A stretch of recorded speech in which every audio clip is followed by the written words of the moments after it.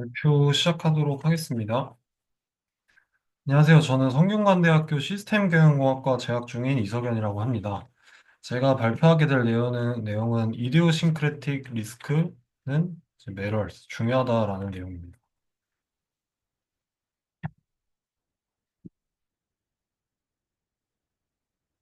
잠시만요.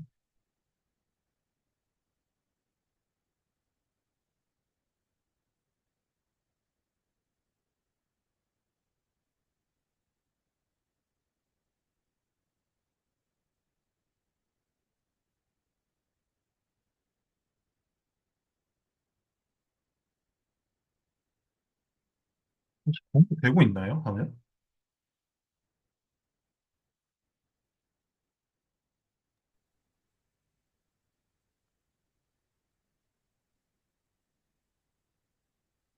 네, 지금 화면 공유되고 있습니다. 네, 시작하겠습니다. 그동안 저희가 캐펜 모델을 좀 많이 봤는데요. 그런 캐펜 모델의 이제 기조가 네, positive relation between risk and return입니다. 그러니까 리스크가 높을수록 수익률을 더 많이 기대한다는 게 이제 전통적인 기조였죠. 그 페팸을 연구하는 많은 논문들이 이거를 거의 대전제로 삼고 있습니다. 근데 여기서 숨겨져 있는 음, 기조가 이제 수익률에 영향을 미친 거는 이게 only systematic risk라고 나와 있는데 이 시스테마틱 리스크는 한국어로 번역하면 체계적 위험인데요. 시장 위험이라고 생각하시면 될 것 같습니다. 여기 적혀 있는 대로 거시적 변수들의 변화에 대한 위험인데, 그 매크로 변수들에 대한 위험입니다. 그래서 인플레이션이나 금리 변동 같은 그런 거시경제 지표에 의한 위험들. 그래서 이런 거는 분산 불능 위험이라고도 부르는데요. 예를 들자면 삼성이랑 제가 SK를 같이 담았는데 갑자기 코스피가 전체가 하락장이면 같이 그 하락은 막을 수 없겠죠. 삼성과 SK의 분산 효과로도. 그래서 이런 거를 우리가 흔히 생각하는 시장 위험이라고 말을 하고요. 그다음에 제가 이번에 발표하게 되는 이디오싱크레틱 리스크는 고유 위험이라고 합니다. 그래서 특정 기업이나 산업에 한정된 위험인데 분산을 통해서 제거할 수 있는 위험입니다. 예를 들어서 삼성전자의 디램 가격 하락, 뭐 전 세계에서 디램 가격이 갑자기 폭락한다. 그러면 삼성전자에만 영향을 받겠죠. 제가 뭐 삼성전자랑 뭐 고려아연을 들고 있었는데 고려아연이 반도체 가격에 하락에 영향을 받지 않을 테니까요. 그와 마찬가지로 뭐 포스코의 철강 원자재 가격 상승 이런 게 있습니다.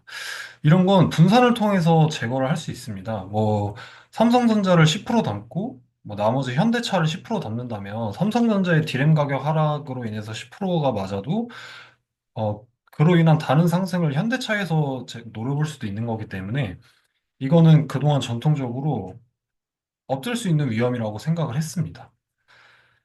그래서 모든 투자자들이 잘 분산된 포트폴리오를 보유하고 있으면 가까이 고위험은 서로 상쇄된다고 여기고 있습니다. 실제로 맞는 말이기도 합니다. 이게 그 유명한 이제 계란을 한 바구니에 담지 마라라는 투자 전략인데요.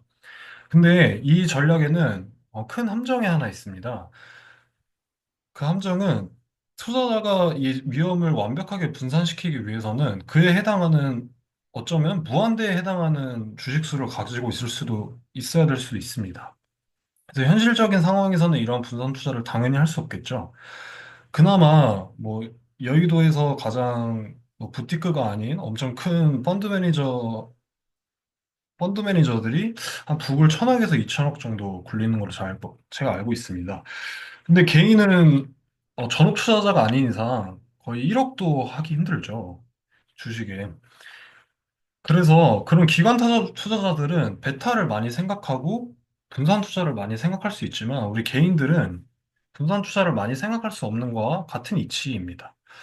그래서 어, 여기서 말하는 고유 위험을 완벽하게 제거할 수가 없습니다. 그래서 이 고유 위험이 포트폴리오를 구성하는 데 있어서 중요하다라는 게 이 논문의 골자이자 결론이라고 보시면 될 것 같습니다. 이제 셋업을 할 건데요. 그 리스크 매저에 대한 그냥 간단한 수학적인 정의입니다. 그래서 여기 VPT가 나오는데 이게 먼슬리 베리언스 오버 포트폴리오 P라고 나와 있습니다. 그래서 그냥 포트폴리오의 분산이라고 생각하시면 됩니다. 네, 여기서 DT는 이제 일수고요. 그다음에 RPD가 이 포트폴리오 전체의 리턴이라고 생각하시면 됩니다. 여기 보시면 일별로 데이터를 일별로 수익률의 제곱을 다 더해서 시그마를 취해준 것을 이제 포트폴리오 분산이라고 할 수 있습니다.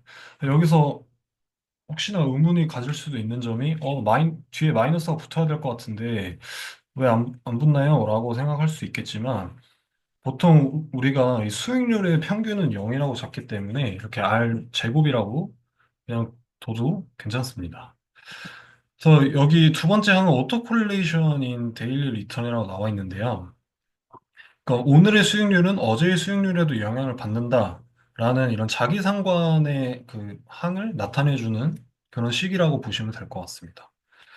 여기서 헷갈릴 수도 있는 게 여기 VT가 나오는데 VPT가 이제 포트폴리오의 분산이고 VT가 우리가 이제부터 중점적으로 볼 이제 Average Stock Variance입니다. 여기 보시면 평균을 취해주는 모습을 볼 수 있죠. 그러니까 개별 주식들의 분산의 평균을 취해주는 거라고 생각하시면 될 것 같습니다. 좀 더 이해를 잘 해보기 위해서 이, 이 수익률이 이 팩터와 각자의 고유 위험으로 이제 설명이 된다고 좀 가정을 해보겠습니다. 그래서 R 여기 EWT가 Equal Weighted입니다. 그래서 동일분산 포트폴리오의 수익률이라고 보시면 될 것 같은데요. 이 동일분산 포트폴리오의 수익률은 이렇게 나와 있고, 근데 여기서 가정을 팩터 로딩이 이 F 값이 이제 1이라고 생각을 합니다.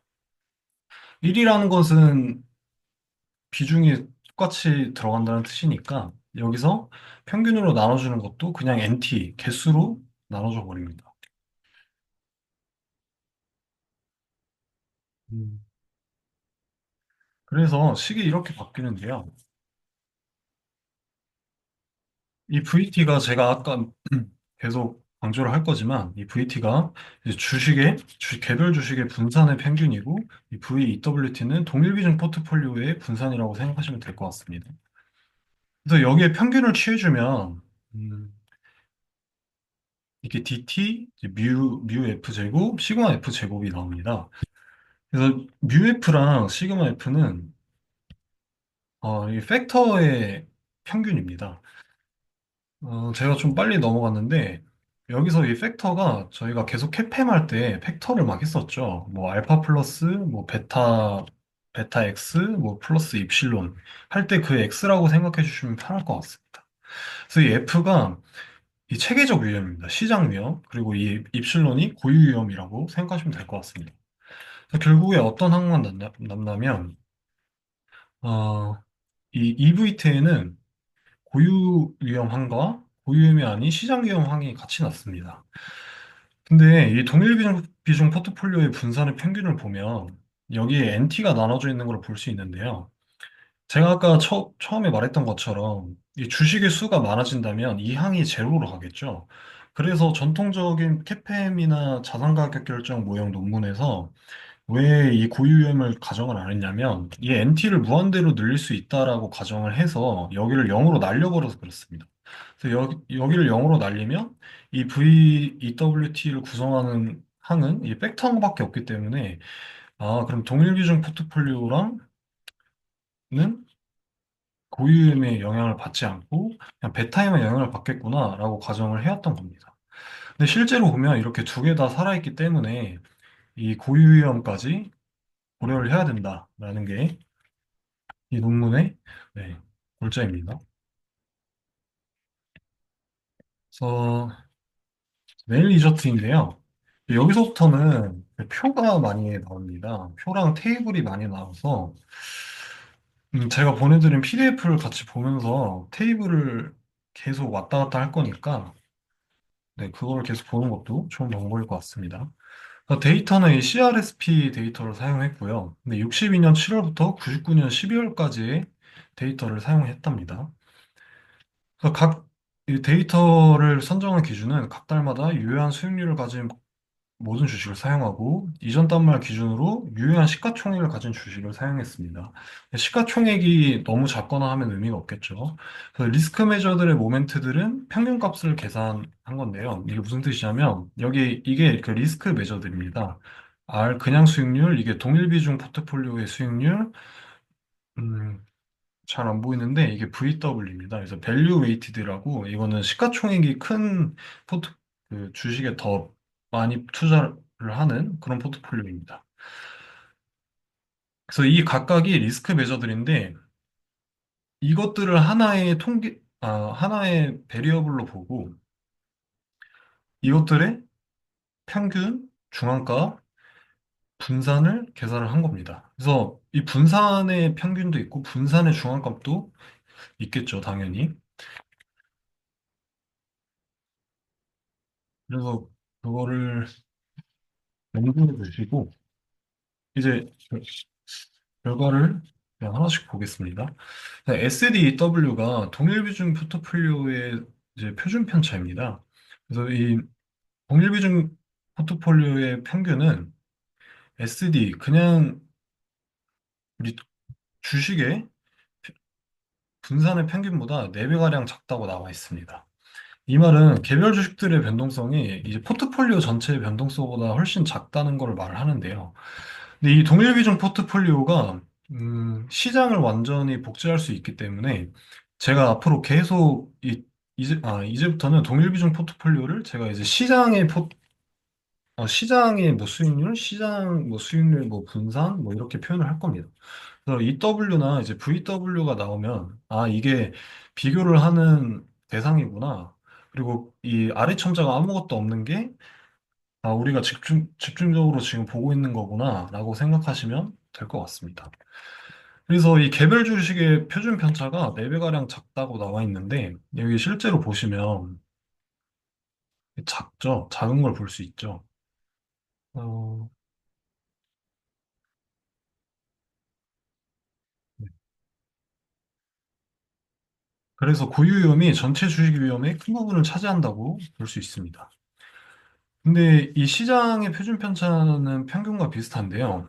이와 달리 SD의 평균과 표준 편차는 약 4배가량 차이가 납니다. 이 말은 뭔 뜻이냐? 평균과 표준 편차가 비슷한 값을 가진다는 건, 평균값 근처에서 값이 불안정하다는 뜻이라고 해석할 수 있습니다. 평균이 1인데 표준 편차도 1이라면 데이터가 엄청 들쭉날쭉하겠죠. 근데 이 SD, 이 개별 주식의 표준 편차는 그렇지 않다는 겁니다. 그래서 이게 안정적이라는 걸 보여주고 있는 거고요. 그리고 이 V의 AR, 이 AR이 자기상관계수인데 이게 높을수록 지속성이 있다고 나와 있습니다. 이 말이 뭔 뜻이냐? 자기상관이 높으니까 내가 어제, 뭐 엊그제, 뭐 3일 전, 4일 전, 이렇게 나의 데이터랑 상관관계가 많다는 뜻이겠죠. 그래서 계속 비슷하게 흘러간다는 뜻입니다. 그래서 측정이 널뛰기를 안 하고 정밀하게 이루어질 수 있습니다. 그리고 VW와 V는 서로 높은 상관관계를 보이지 않는데요. 이 말은 개별 주식들의 변동성이 크다고 해서 시장 전체의 변동성이 반드시 크다고는 할 수 없다라는 걸 볼 수 있습니다. 어, 이게 그림 1인데, 이거는 개별 주식의 스탠다드 데비에이션을 플로팅한 그림입니다. 그리고 여기 음영이 쳐진 부분이 있는데, 이거는 MBER이라고 미국의 어떤 경제기관에서 미국에서 대침체가 일어났던 부분을 음영으로 색칠해 놓은 부분입니다. 여기 보시면 개별 주식의 변동성이 마구 뛰었던 곳에서 경기 침체가 일어났다는 걸 볼 수 있죠. 이 경향성이 확 보이는 걸 알 수 있습니다. 그리고 밑에 거, 이 스탠다드 데비에이션의 이동 평균인데요. 이 이동 평균을 보면 이게 점진적으로 계속 상승하고 있다는 걸 알 수 있습니다. 그래서 이걸 통해서 이 주식 시장이 개별 주식들의 변동성이 계속 조금씩 상승하고 있었다라는 걸 일단 기억을 하시면 좋을 것 같습니다. 그다음이 이거는 이제 시장의 변동성인데요. 이건 개별 주식 변동성의 변동성과 다르게 다른 경향성이 없는 것을 알 수 있습니다. 하지만 공통적인 건 시장의 변동성도 경기 침체가 일어났을 때는 같이 뛰고 있다라는 걸 볼 수 있습니다. 그래서 이거를 통해서 뭘 할 수 있냐면 V의 이동 평균 그래프를 통해 상승세를 알 수 있고 근데 추세가 없지만 어, 이 음영이 있을 때 변동성이 막 튀죠. 그 말은 반대로 말하면 변동성이 튈 때에는 내가 경기를 예측할 수 있지 않을까? 즉, 시장의 경기의 사이클을 이 개별 주식 변동성이 대신할 수 있지 않을까라고 생각하게 됩니다. 이거는 이제 마지막에 검증을 하기 때문에 그냥 기억을 하고 계시면 되겠습니다. 그래서 이제 회귀를 한번 진짜 예측을 한번 해볼 건데요. 이 식은 이렇게 나와 있습니다. 수익률은 알파 플러스 베타 X 플러스 입실론. CAPM에서 하는 거랑 거의 그냥 똑같죠. 그래서 여기서 RVW는 심플 액세스 리턴, 그러니까 초과 수익률입니다. 초과 수익률, 이게 알파, 베타. CAPM에서 쓰는 알파, 베타라고 그냥 생각하시면 될 것 같습니다. 그래서 X는 다른 콤비네이션들로 이루어져 있고요. 이 리스크 메저들의 컨비네이션으로 이루어져 있다는 뜻입니다. 그래서 실제로 이제 리그레션을 해본 건데요. 테이블 2를 먼저 보시면, 음, 이게 개수입니다. 그래서 첫 번째, 이 시장의 변동성만으로 한번 수익률을 회귀를 해본 겁니다. 근데 음의 값이 나오고 있죠. 이 말은 시장의 변동성이 증가할 때 오히려 내 포트폴리오의 수익률은 낮아진다라는 거를 예측할 수 있습니다. 반대로 개별 주식의 변동성만을 사용했을 때는 양의 값을 가지고 있습니다. 그러니까 개별 주식의 변동성이 커질 때 내가 기대할 수 있는 수익률도 높아질 수 있다라는 뜻인데요. 이게 좀 어불성성이라고 생각할 수도 있겠지만 옵션을 생각하시면 좀 편하실 것 같습니다. 우리 블랙쇼르즈에서도 콜옵션 이제 개별 주식들을 콜옵션으로 복제할 수 있잖아요. 근데 옵션들은 변동성이 클수록 가치가 높으니까 뭐 그런 식으로 생각하시면 좀 더 편할 것 같습니다. 아니면 엄청 러프하게 생각을 하면 뭐 변동성이 큰 만큼 내가 그만큼 더 차익을 많이 가져갈 수 있는 기회도 있으니까 그러지 않을까라고 생각하시면 네, 편할 것 같습니다. 근데 여기서 중요하게 볼 게 이 T통계량인데요. 음, 여기 괄호쳐져 있는 게 T통계량입니다. T통계량은 제가 나중에 다시 설명을 드릴 건데, 일단 여기서는 이 T통계량이 2가 넘어가야지 유의미한 통계량이라고 말할 수 있습니다. 근데 이 시장의 분산을 보면 마이너스 1.07, 통계량은 0, 을 기준으로 대칭이라 부호는 상관하지 않고 이 절대값만 보면 되는데요. 2를 넘지 못하는 걸 볼 수 있습니다. 그래서 이것만으로 회귀 분석을 진행했을 때는 유의미한 통계값을 가지지 못한다라고 해석할 수 있습니다. 근데 반대로 개별 주식의 변동성만을 사용했을 때는 유의미한 통계값을 가지고 있는 것을 볼 수 있죠. 그리고 이 세 번째 줄이 이 두 개를 같이 쓴 겁니다. 근데 이때 신기한 게 이 두 개를 같이 쓰면 T통계량이 둘 다 2를 넘어가면서 유의미한 통계량을 가짐을 확인할 수 있습니다.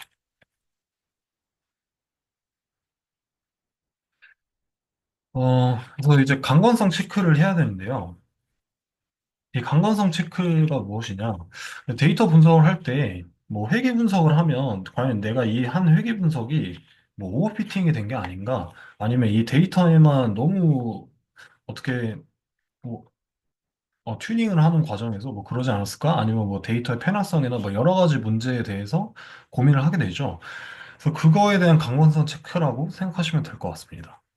근데 여기서 이 테이블 2에 나타난 이 회계 결과는 이제 소표본 문제를 가지고 있습니다. 이 주식 데이터가 애초에 금융 데이터가 많지 않다 보니 아무리 30년, 40년짜리 데이터를 가져와도 데이터의 표본이 작아서 이 회귀 분석 결과가 과연 우리가 신뢰할 수 있는 것이냐라는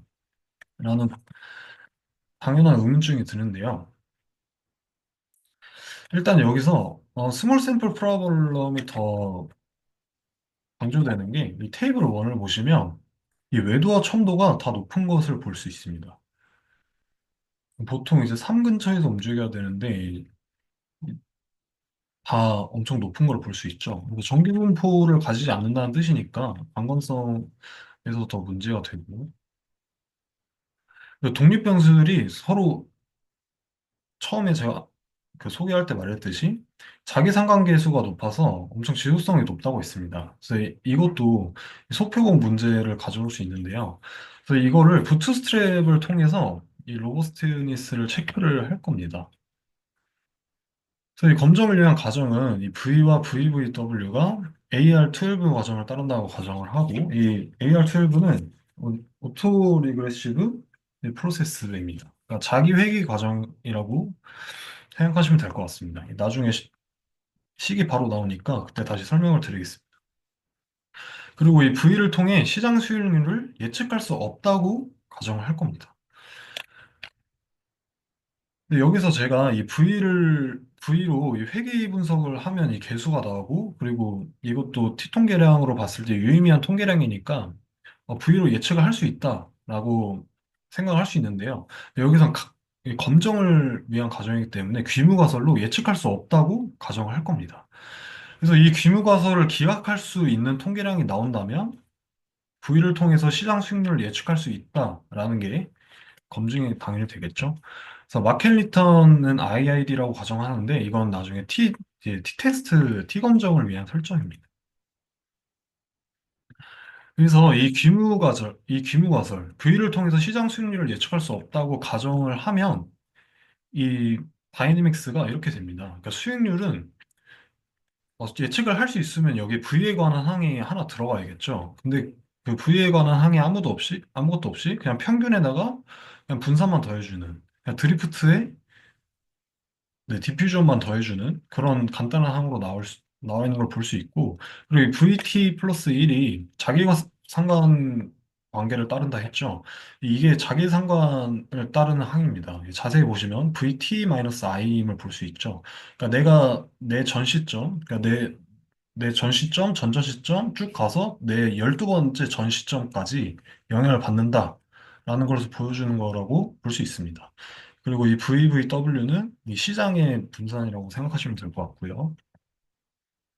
그래서 부트스트래핑을 통해서 이제 경로를 시뮬레이션을 합니다. 근데 시뮬레이션을 하면 데이터가 쫙 나오겠죠. 근데 그 데이터를 또 다시 평균을 내서 회귀 분석을 시행을 합니다. 근데 이거를 만 번을 반복하면 어느 이제 그래프가 그려지겠죠. 그거를 이제 T 검정을 하는 겁니다. 그래서 P-밸류를 산출을 할 건데요. 이 논문에서 유의 수준 알파가 그 명시되어 있지는 않은데 0.05인 것 같습니다. 그리고 보통 0.05를 잡는 것도 있고 그래서 테이블 2에서 다시 보자면 이 마지막 이 대괄호 채워져 있는 부분이 P-밸류인데요. 이 첫 번째, 이 시장의 분산만을 사용한 건 P-밸류가 0.4, 즉 이거는 어, 허용되지 않는 그런 통계량이라고 볼 수 있습니다. 근데 내가 이 개별 주식의 변동성만을 사용한 회귀 분석은 P-밸류가 엄청 낮습니다. 그럼 P-밸류가 낮으면 귀무가설을 당연히 기각을 해야겠죠. 근데 귀무가설이 시장 수익률을 예측할 수 없다입니다. 그럼 이 반대니까 시장 수익률을 예측할 수 있다가 되겠죠. 그럼 여기서 이 VVW, 시장의 분산으로는 기무가설을 기각할 수 없으니까 그 말은 즉, 이 시장의 분산으로는 내가 수익률을 예측할 수 없다라는 말이 됩니다. 네. 그리고 이 두 개를 같이 사용한 것도 보시면 P-밸류가 낮아서 기무가설을 기각할 수 있다는 걸 볼 수 있고요. 그리고 두 번째입니다. 그러니까 첫 번째 이제 이 스몰 샘플 문제는 해결이 된 거고요. 샘플을 이제 늘려볼 겁니다. 샘플이 작으니까 샘플을 늘려볼 건데 이게 왜 62년부터 시작했냐면 이게 CRSP에서 사용 가능 일별 데이터가 62년부터 시작을 한답니다. 근데 월별 데이터는 26년부터 있답니다. 그래서 여기 보시면 샘플 제니얼이 이게 1926년부터 있는 것을 볼 수 있죠.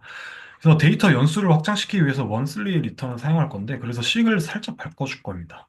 근데 여기서 LF는 이제 로우 프리퀀시.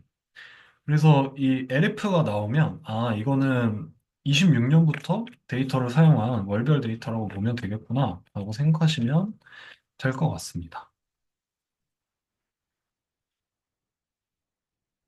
그래서 이게 그 편인데요. 여기 보시면 26년부터 99년까지 그리고 여기는 62년부터 99년까지 그러니까 월별 데이터를 쓰면서 62년부터 99년까지 간 겁니다. 그래서 26년부터 쓴 거랑 62년부터 쓴 거랑 보면 평균도 별 차이가 없고 표준 편차는 근데 좀 차이가 많이 나죠. 어, 하지만 이 패널 B를 봤을 때 이 VLF와 V를 보면 이 두 개의 평균과 분산이 거의 비슷한 것을 볼 수 있습니다.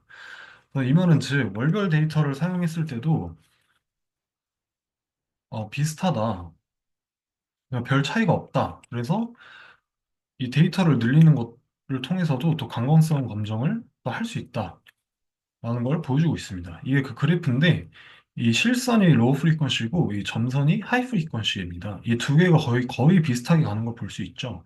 그러니까 즉 내가 데이터를 늘려서 확인을 해봤을 때도 비슷한 결과가 나온다라고 생각하시면 될 것 같습니다. 음, 네, 이것도 28년부터 이제 99년까지, 63년부터 99년까지 이것도 이제 데이터 샘플을 늘린 건데 여기 보시면 이것도 티통계량도 2보다 높고 네, p-밸류도 0.05보다 다 낮은 걸 볼 수 있죠. 그래서 다 유의미한 통계량인 거를 확인을 할 수 있습니다. 그리고 이제 비즈니스 사이클을 컨트롤을 해볼 건데요. 네, 제가 처음에 언급을 했었죠. 이게 경기 변동의 대응치 역할을 할 수 있다. 할 수 있지 않을까? 라고 생각을 할 수 있다고 말씀을 드렸습니다. 왜냐면 개별 주식의 변동성이 엄청 튀는 구간이랑 이 경기 침체가 있던 부분이랑 어느 유의미한 상관관계가 있어 보인다라는 이제 가정을 하는 건데요. 그래서 한번 그거를 검증을 한번 해볼 겁니다. 그게 진짜 맞는 거냐? 그리고 두 번째로 이 그러니까 매크로 변수들을 내가 통제를 했을 때도 과연 이 개별 주식의 변동성이 이 수익률을 예측하는 게 맞냐라는 겁니다. 어, 그래도 그럴 것이 매크로 변수들이 반드시 들어가야겠죠. 현실 세계에서는. 그래서 여기 디바이디드 이제 프라이스 레이쇼 이렇게 나오는데, 음, 이게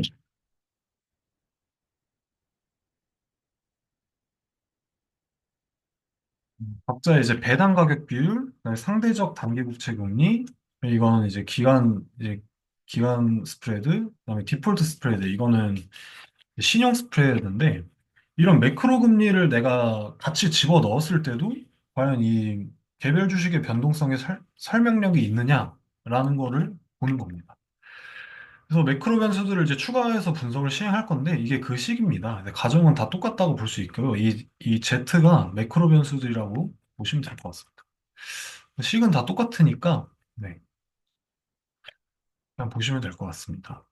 여기서도 똑같습니다. 여기는 이제 VAR인데 이거는 벡터 오토 리그렉션이라고 그냥 벡터로 그냥 늘려준 거고요. 그다음에 여기서도 귀무가설을 이제 매크로 변수를 통해 시장 수익률을 예측할 수 없다고 가정을 해볼 겁니다.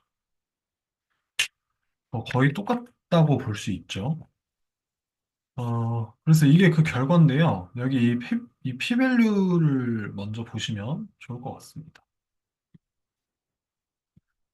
p-밸류가 일단 개별 주식 변동만 사용한 거는 이제 앞에서 나왔으니까 제쳐두고 여기 같이 있는 항이 내가 이 V, 이게 R, 뭐 DP, 뭐 RTP, 뭐 텀 스프레드, 디폴트 스프레드를 다 같이 넣고 회귀 분석을 한 거라고 생각을 하시면 될 것 같습니다.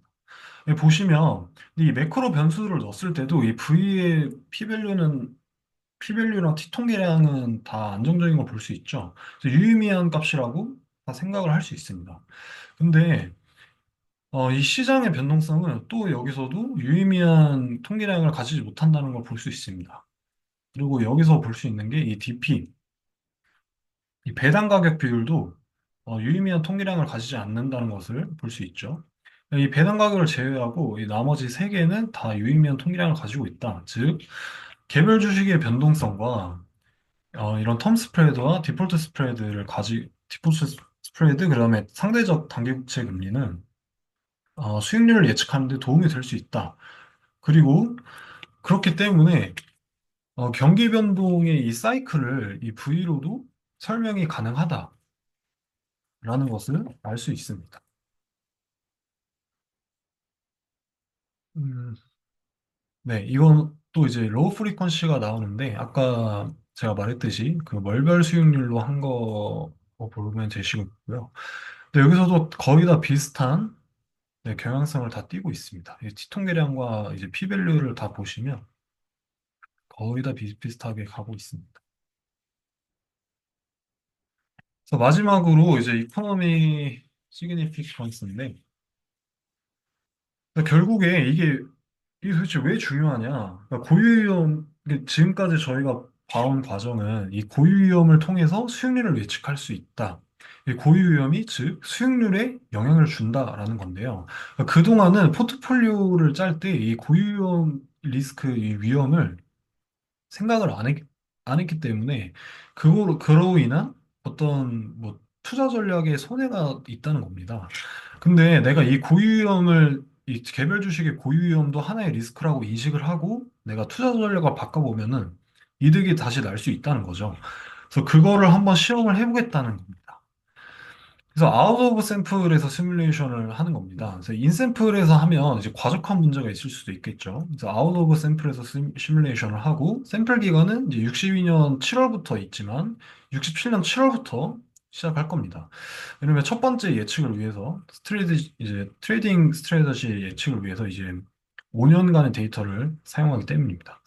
그래서 67년 7월부터 이제 예측을 해서 그 다음에는 62년 7월부터 67년 8월까지의 데이터를 써서 다음 달 예측하고 그 다음에는 9월까지의 데이터를 써서 예측을 할 겁니다. 그걸 익스펜딩 윈도우라고 사용을 하는데 데이터 사이언스에서는 롤링 윈도우라고 많이 표현을 합니다. 시계열 쪽에서 롤링 윈도우 방식이라고 생각하시면 될 것 같습니다. 그래서 이 효용 함수를 가정할 건데요. 2차 효용 함수를 가정할 겁니다. 그래서 2차 효용 함수는 식이 이렇게 나오는데 이게 왜 2차냐면 여기 수익률 제곱 앞에 이런 항이 들어가 있는 걸 볼 수 있죠. 그래서 이 2차 효용 함수가 이 식이랑 같아지는 지점을 찾으면 그게 우리가 원하는 방식인데요. 이게 무슨 뜻이냐? 자, 일단 먼저 왼쪽을 보면 그냥 효용함수 그 자체인 거를 볼 수 있죠. 이게 바이 앤 홀드 전략입니다. 즉, 내가 한번 사면은 아무것도 하지 않겠다. 그냥 내가 보유하고 있겠다. 그러니까 말 그대로 내가 처음에 사고 끝까지 포트폴리오를 변경하지 않겠다라는 뜻입니다. 그러니까 이게 기본이 되는 가장 기본적인 전략이라고 볼 수 있겠죠. 근데 오른쪽을 보시면 이 델타가 마이너스가 붙어 있는 걸 볼 수 있는데요. 이 델타가 fee입니다. 수수료. 그러니까 내가 어떤 전략을 실행하는 데 있어서, 그러니까 매니저한테 제가 전략을 맡긴다고 상상을 해보면, 펀드 매니저한테 수수료를 줘야겠죠. 그래서 그 수수료를 내 수익률에서 이제 빼주고 있는 겁니다. 이 두 개의 효용이 같아지는 지점이 이, 이 fee일 텐데요.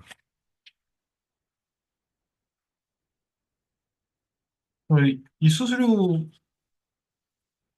여기 나와 있습니다. 이제 패널 B를 먼저 보시면 이제 애뉴얼 피입니다. 그렇게 해서 찾은 피가 그러니까 내가 최대로 낼 수 있는 수수료라는 거죠. 최대로 낼 수 있는 수수료가 이 V, 이 개별 주식의 변동성만을 사용할 때는 그 양의 수수료를 내는 것을 볼 수 있습니다. 그러니까 내가 바이 앤 홀드 전략보다 더 좋다는 거죠. 그러니까 기본이 되는 전략보다 더 좋다는 겁니다. 근데 반대로 내가 시장의 변동성을 사용한다면 오히려 내 수수료를 더 받겠다는 입장이죠. 이 말은 즉슨 바이 앤 홀드 전략이 더 좋다는 겁니다.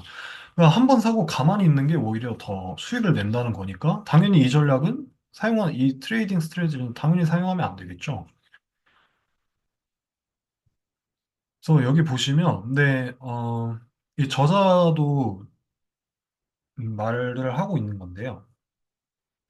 여기 이제 시장 변동성과 이 개별 주식, 보유 위험을 둘 다 사용했을 때, 마이너스가 나오는 걸 볼 수 있습니다.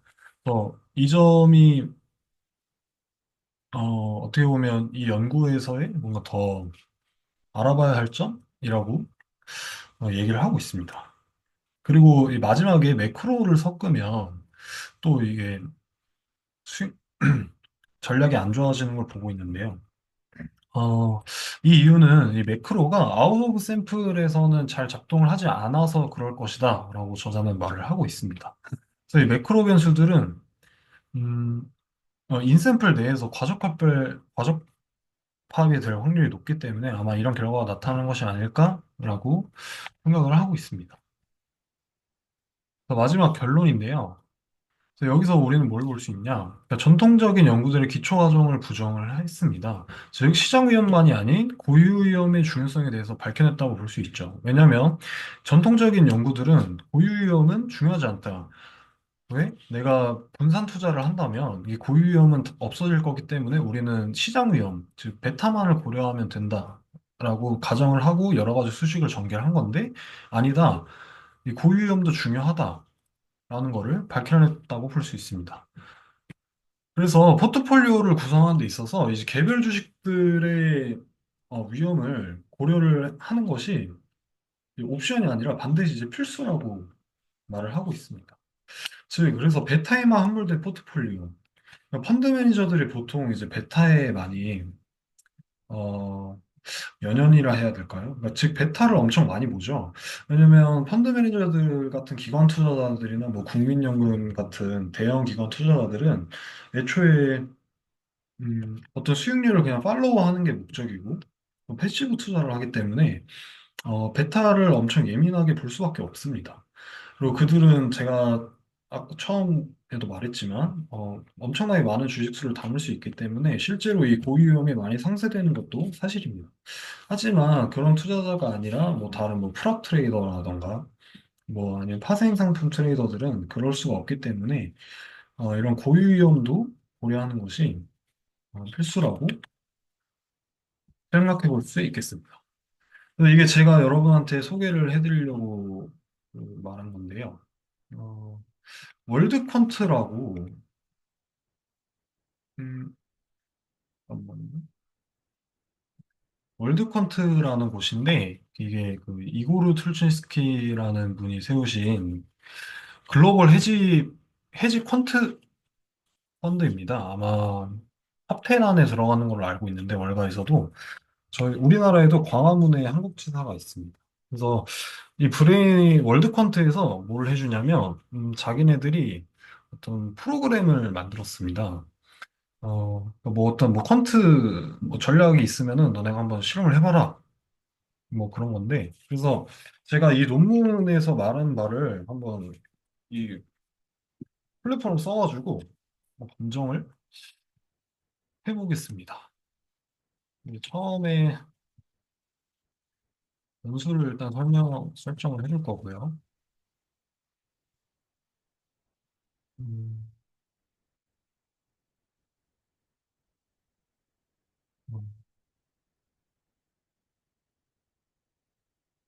음, 이게 뭐냐면 SPY라고 S&P 500을 추종하는 ETF의 이제 종가입니다. 그러니까 ETF니까 그냥 S&P 지수 그 자체라고 생각해 주시면 될 것 같습니다. 제가 이거를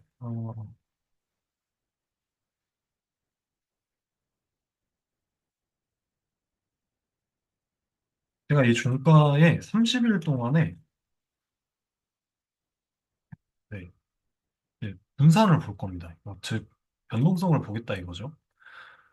이 변동성만을 봐서 어떻게 투자를 할 거냐면 이 논문에서 논문에서 시사하는 바가 뭐였냐면 기억이 나시겠지만 음의 상관관계를 가지는 것을 볼 수 있습니다.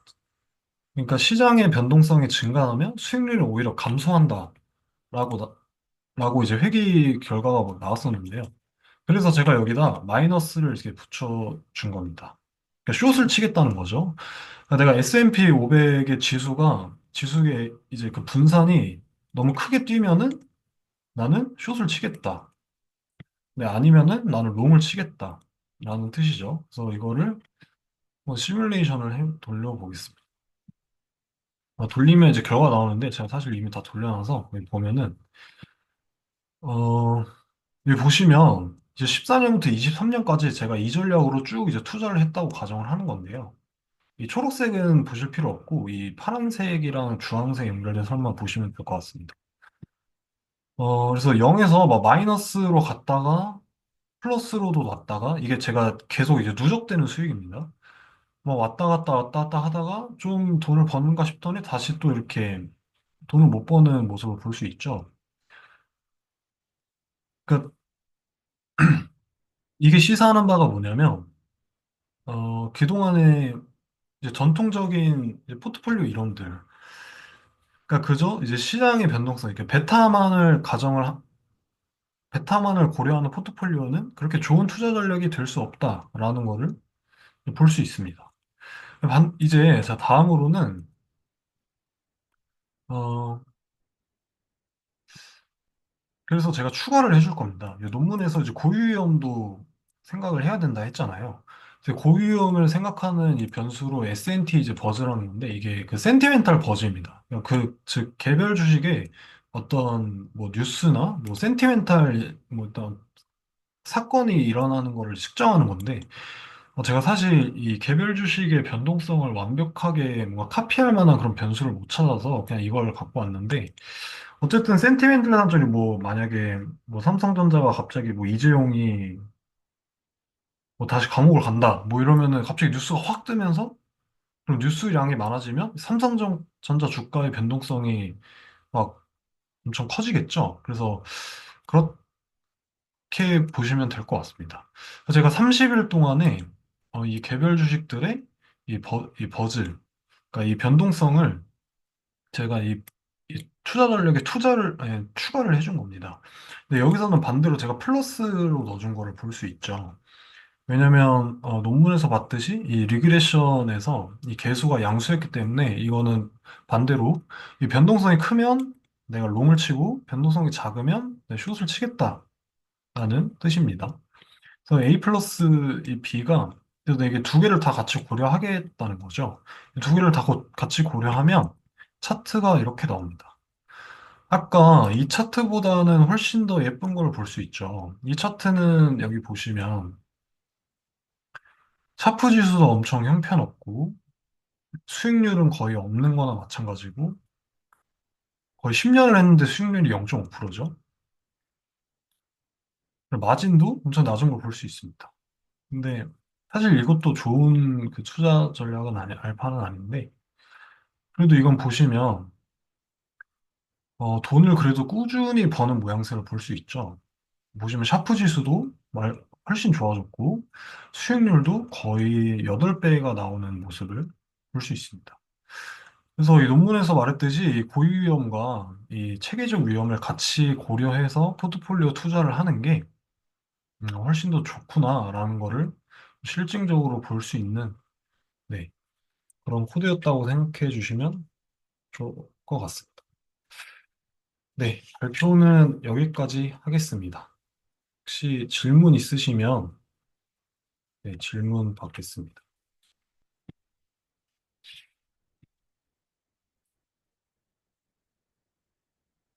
질문 있으신가요?